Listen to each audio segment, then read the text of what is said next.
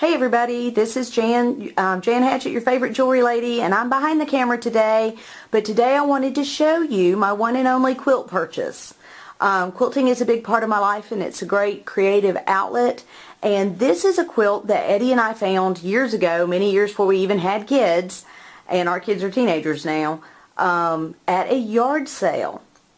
It is pretty hard to date, definitely a utilitarian quilt.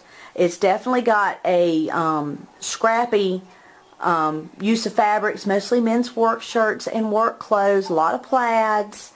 The border had been changed out. The border was so tattered, my mom showed me how to cover it with a piece of fabric that we had tea stained to make it look older.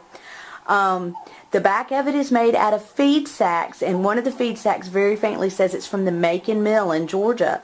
So it's a quilt that would have been very local to this area.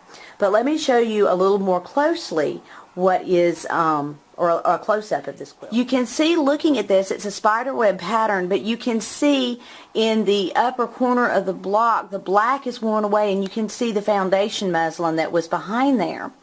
The black fabrics seem to have worn a little more than the other fabrics in this quilt, but you can see that there are reds and plaids that were clearly from work shirts.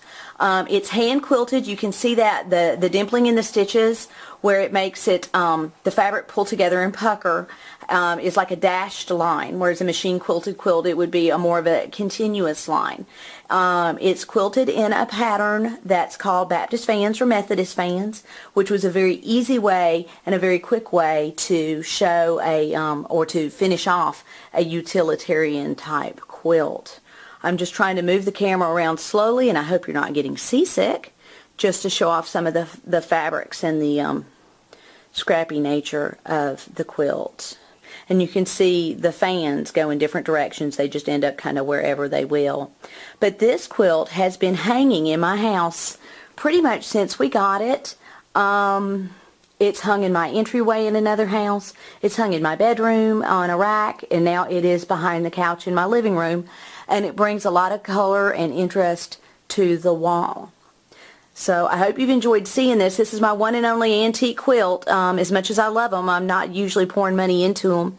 I usually enjoy making them more than I enjoy actually purchasing them. But this is something that is so unique and so local to the area that I live in.